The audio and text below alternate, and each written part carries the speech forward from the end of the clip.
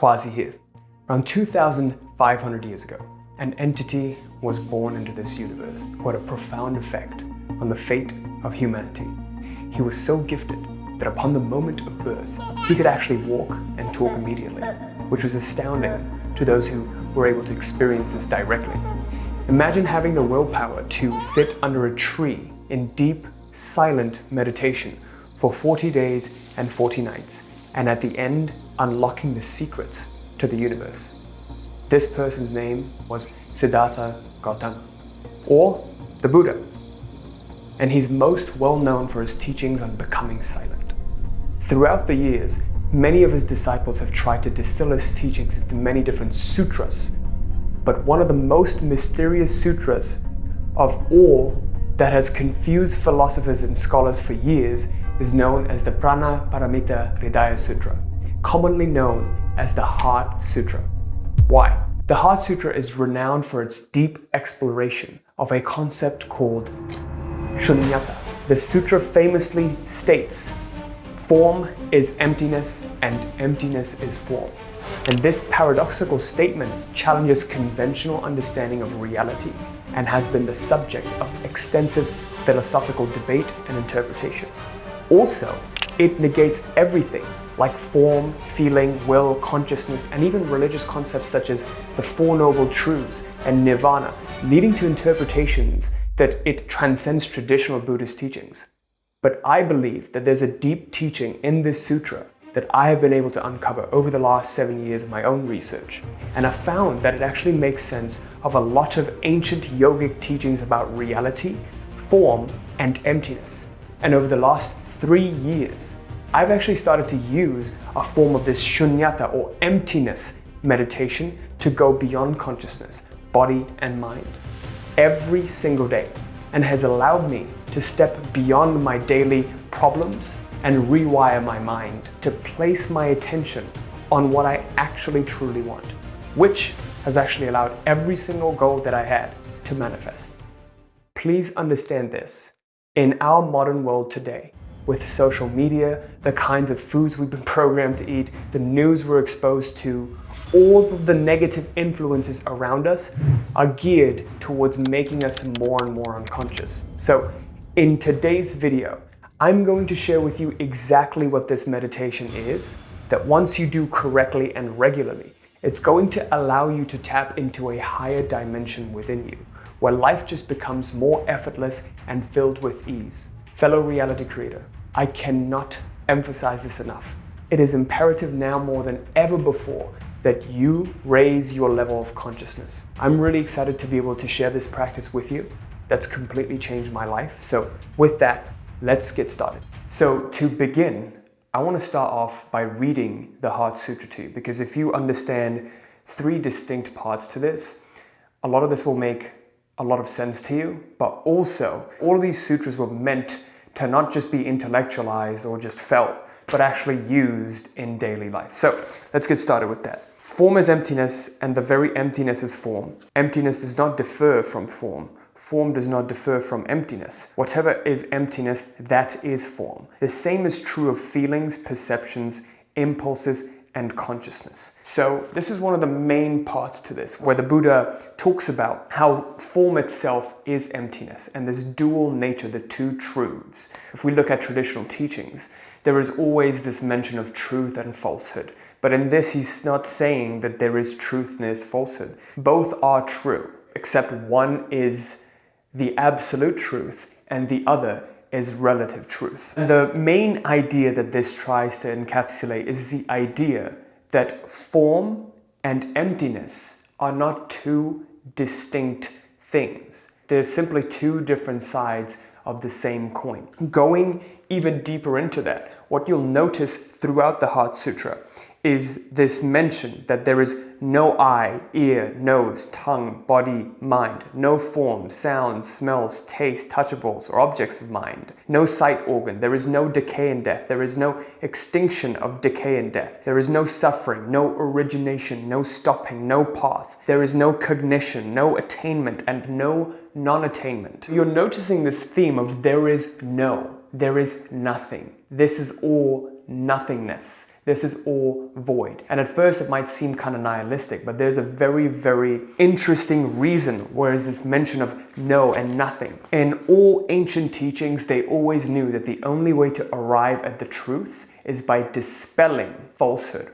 or dispelling incorrect knowledge. The only way to arrive at the absolute truth, true void, nothingness, is by first dispelling all of the incorrect understandings, incorrect ideas, and thoughts that we hold in mind. The truth is beyond mind. An analogy I like to give is if you remove the clouds, the sun is free to shine forth. If you look at our true nature, there is a fundamental assumption that we are somehow damaged, right? Society tries to convince us that, oh, you need to heal yourself, program yourself correctly because you're carrying ancestral trauma and you're carrying all of this baggage and somehow you're damaged. But what if we weren't damaged? What if deep down we're actually perfect? It's just we're holding on to false ideas. This is exactly what every single ancient teaching talks about, even in yogic knowledge. And one interesting similarity I found to the actual Bible itself is in Genesis 1. In the beginning, God created the heavens and the earth. Now the earth was formless and empty. Darkness was over the surface of the deep, and the Spirit of God was hovering over the waters. And God said, "Let there be light," and there was light. So this basically goes to show that God created something out of nothing. Everything was born out of nothingness. Do you see where I'm going with this? It is this void from which it all stems, the formless from which it all stems, the emptiness from which form stems, and then it goes back into emptiness. This is the cycle of life, the samsara, as the Buddha would call it. So to fully understand this, what I think very, very well encapsulates this knowledge is ancient yogic teaching. What they believed was that everything stems from nothingness. At first, in the universe, there was nothing. And this nothing started to become aware. There was this formless awareness. And when awareness takes on form, it becomes consciousness. The consciousness then becomes more and more gross, which then evolves into mind and thought. The mind becomes even grosser and grosser, and it creates the body. So if you really think about this, every psychosomatic ailment, every physical ailment, it's created by what? The mind. If you have some sort of suppressed emotion, some suppressed feeling that you've been holding on to for a very long time, it is going to manifest in some sort of a physical ailment. This is why the placebo effect even works. You can give someone a pill and convince them that this is going to heal them. And a lot of the times it does, because the person really believes it. The mind really accepts this pill as a healing ailment. Now, I'm not saying everything can be, maybe it can, but I'm not, advocating for that in any way. But I'm just saying, if you really think about this, the mind is the source of the body. What is the source of the mind? This consciousness, this thing we call consciousness. We're going to get deeper into this when we talk about the meditation and how to go beyond formless awareness. But the final thing you have to understand from the sutra is this mention of the perfection of wisdom. And the sutra says, all those who appear as Buddhas in the 3 periods of time fully awake to the utmost right and perfect enlightenment because they have relied on the perfection of wisdom. Remember what we talked about in removing the clouds so the sun can shine forth? When we remove incorrect knowledge, when we remove limited knowledge rather, there is no correct or incorrect, it's limited. If I hold a certain viewpoint about something, if I say something is good or something is bad, it is limited from my point of view. Another person could say that the thing that I thought was bad is actually good, right? So it's simply a limited perspective. In yogic knowledge, they call this maya, the illusion of the form. The form becomes illusory because it's always changing. Ask yourself this: if I can observe something and it continually changes, the weather changes, buildings decay and trees fall, I can see movement along space, there is a change. If I can observe change, how can it be real? The real is that which that never changes. What is within this form? What is within this form that never changes? That is the real question you got to ask to step beyond it. Why do I talk about all of this? Why do we talk about the Heart Sutra? Why do we talk about formlessness and emptiness? Because the fundamental idea here is, in order to create something, in order to create the life that you want, what fundamentally must happen is you must step beyond form. To create something, you must come from a place of emptiness. In order to create, we must first be empty. You cannot fill up someone's cup that's already full. You can't accept new ideas if you're already holding on to your current ideas. So to give you a much clearer example of this, let's say you're someone who wants to make more money in your business, or you want to make more money in general. You are constantly worried about bills, and you're constantly worried about running out of money, how there's never enough, and how you're in debt, etc. Well, if you're trying to create wealth from that mindset, that frustration of running out of money, you're going to propel more of that frustration. You cannot create something that you desire from this limited perspective, this limited mindset of frustration, of fear, of loss. You need to take a step back beyond this current state of being that you're in, this beingness of fear, this beingness of frustration. Get into emptiness and then really ask yourself, what is wanted? And when you're in a place of emptiness, when you don't have a lot of distraction and you place one goal, you're going to move like a laser towards that goal, because there is nothing to get drawn into. When we're filled up with a lot of different ideas, we move into a lot of different directions and it gets scattered.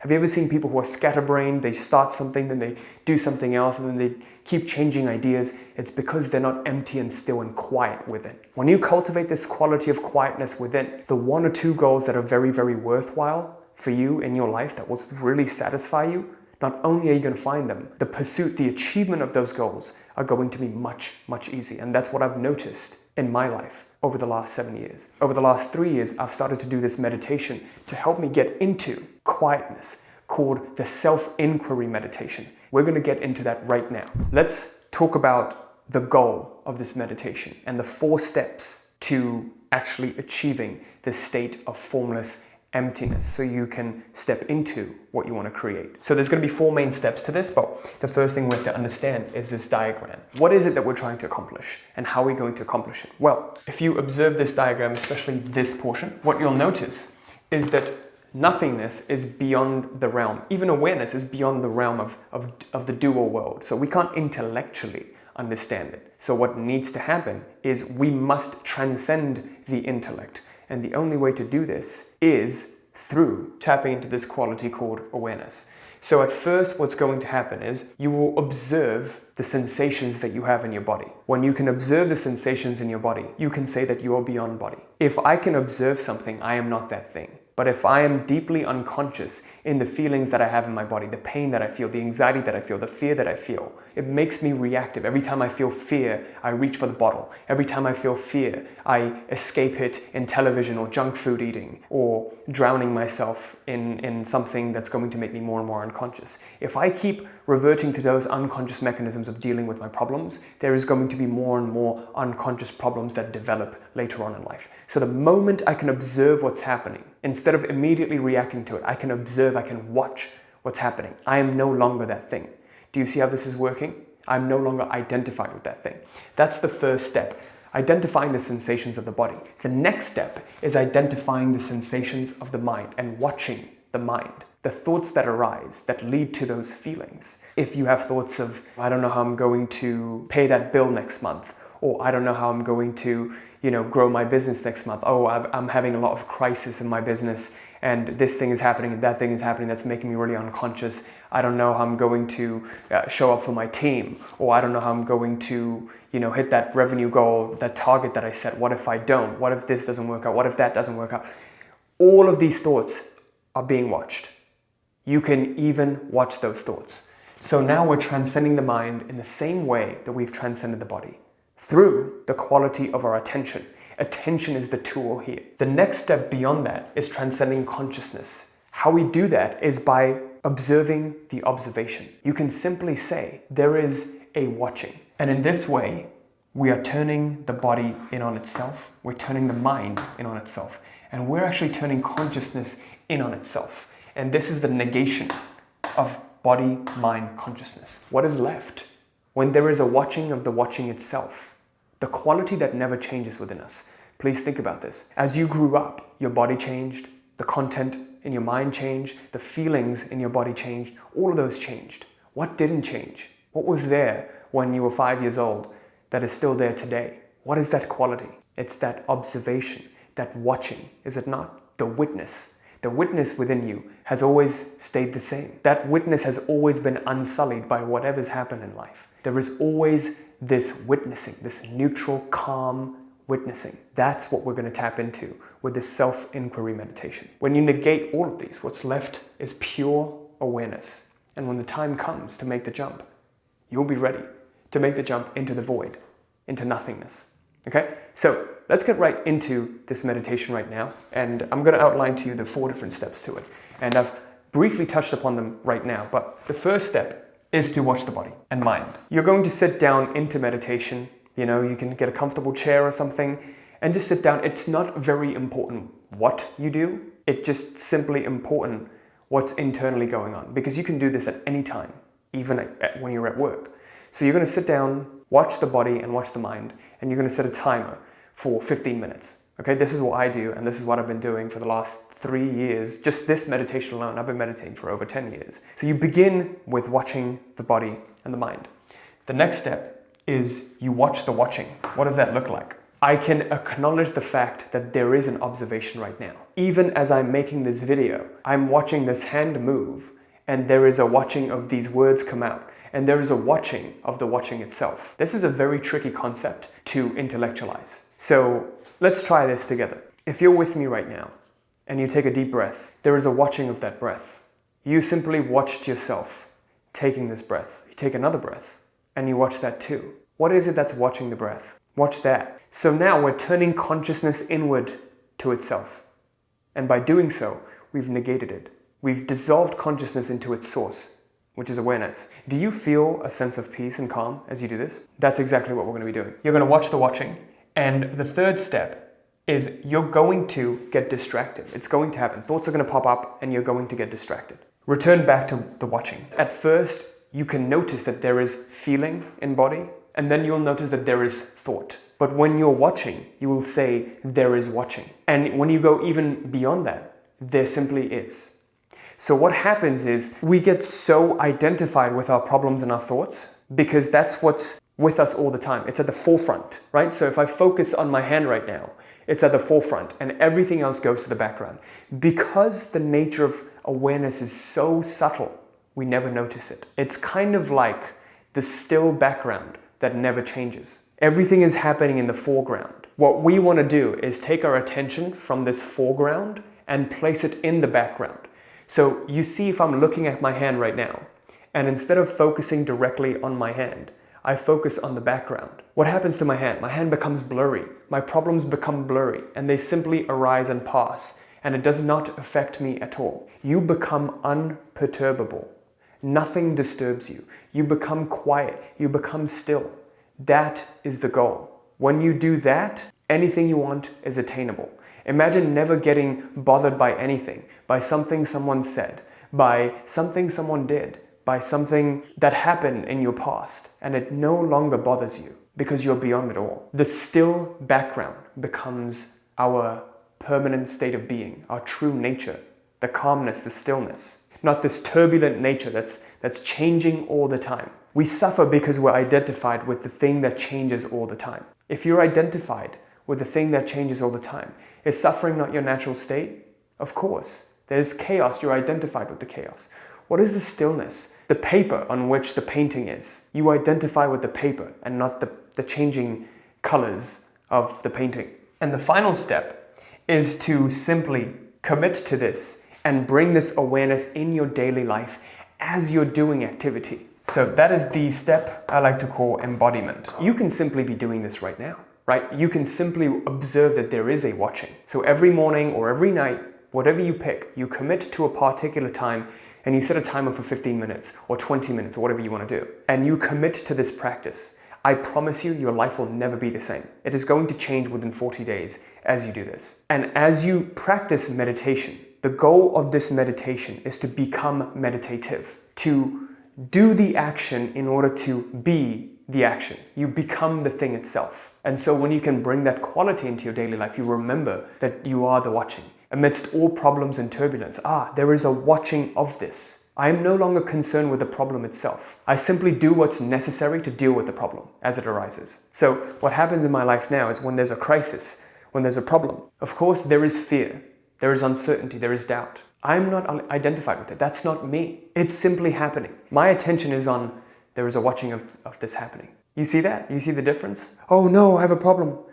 there is a watching of this problem, and the problem is simply dealt with. What if we could deal with all of our problems from a state of calm, from a state of peace, rather than a place of frenzy? Because if we deal with our problems from a state of calm, it will create more calm in our lives. If we deal with problems from a place of frenzy and fear, it is going to create more situations and circumstances that bring more frenzy and more fear.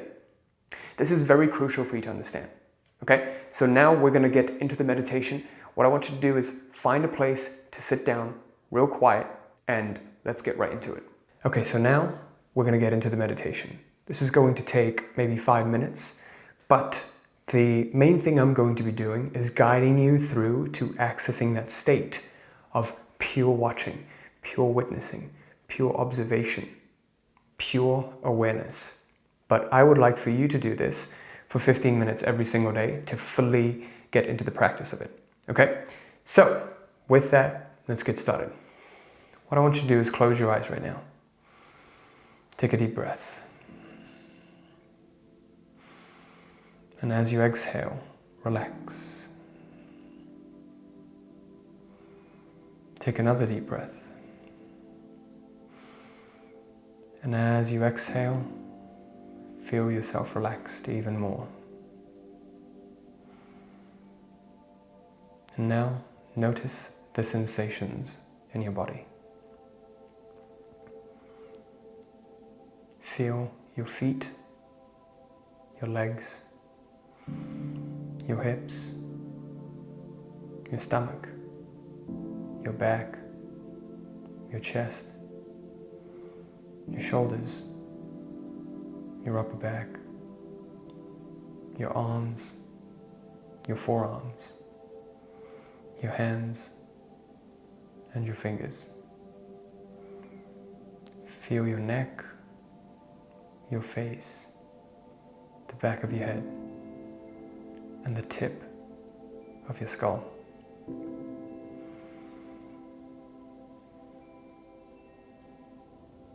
And now notice that there is an observation of this feeling. And notice now all of the thoughts that are arising.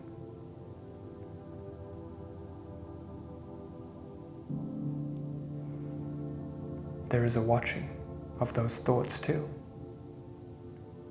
Every single thought is simply being watched. These thoughts and these feelings are allowed to exist. Accept them. Watch them. Let them exist. There is a watching of these thoughts and feelings. Every single thought is watched and let go.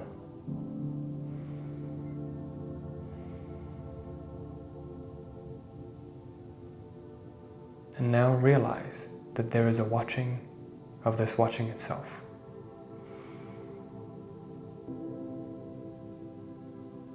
There is a watching.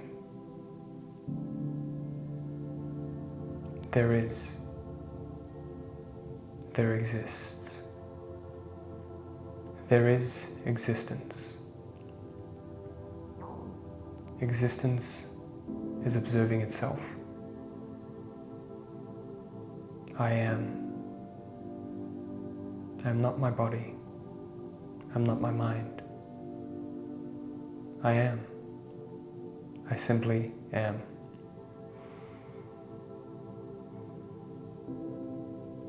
Stay with this watching.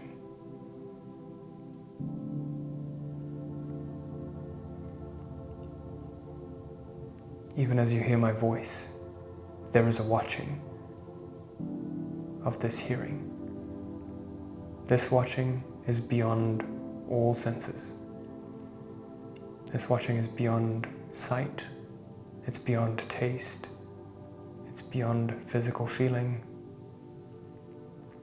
It's beyond hearing. It's beyond smell. This watching is beyond all the senses. This watching is all-powerful, all-pervading.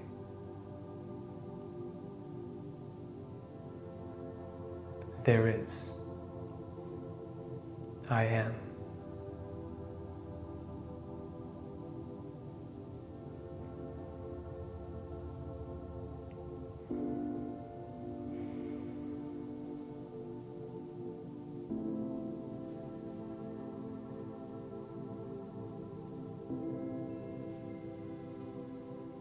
When the mind drifts, realize that there is a mind.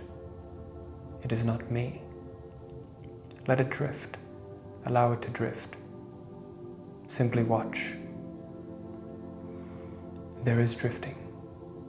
There is feeling. There are thoughts. There are feelings. And beyond it all, I am. I am not my thoughts. I am not any thought. And I am not my feelings. I am not any feeling. I simply, wholly am. Stay with this feeling.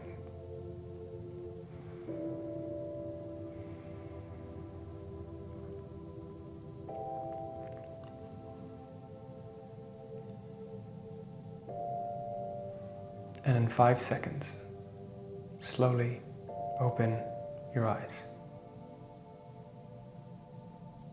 5, 4, 3, 2, 1. Return with me right now. And bring that feeling of isness, there is, that emptiness, that silence, that void in which all problems and everything simply disappears into the foreground, while we exist as the formless background. There is. So the beauty of this is you become formless, you tap into that place. But when we tap into that place, we're able to find our core and true desires, the things that we really want to experience, that we were meant to experience in this material realm. The next step to this is to fill this emptiness up with that one thing, the thing that we want, and to create a conscious identification. Because your external reality is influenced by your internal identity. When we tap into this state of formless awareness, we go beyond any unconsciously identified identities. Any masks that we've been wearing, they fall off. But now it's time for us to consciously choose the mask that we want to put on and realize that this is of our choice. If you would like to experience the external reality of your choice, you must cultivate the internal identity of your choice. Our internal identity gets reflected out into our external reality. If I believe that I'm a $20,000 a month version of Quazi, then I will experience in my external reality that $20,000 a month. But I cannot see myself as the $20,000 a month version of Quazi if I'm identified with that 9 to 5 making $5,000 a month version of Quazi. Do you see how this works? So we must step into the void, step beyond all identity in order to consciously choose who we want to become. Create from nothingness. Make something out of nothing. Okay? So the next step is to learn to shift your identity consciously. Choose that version of yourself you would like to embody in order to experience what you want to experience. I've made a comprehensive video on YouTube for free. Over 650,000 people have watched it, and there's an exercise in there, a document that I share with you to create your own identity reprogramming document. So to watch that, click right here, completely free for you to access. Our mission here is to help every single human being on earth to collectively master their own destinies, and this is part of my way of helping you do that. So click right here, go watch it in full. It's very, very comprehensive and detailed, maybe around 50 minutes long, and I'll see you in this next video right now.